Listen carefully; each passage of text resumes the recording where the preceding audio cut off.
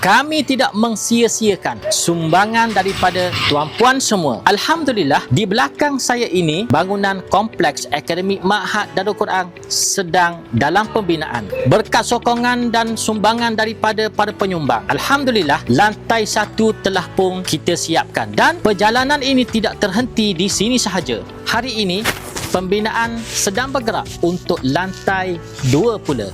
Namun, untuk memastikan kerja pembinaan ini terus berjalan lancar, kami sangat memerlukan sokongan berterusan daripada tuan-puan semua.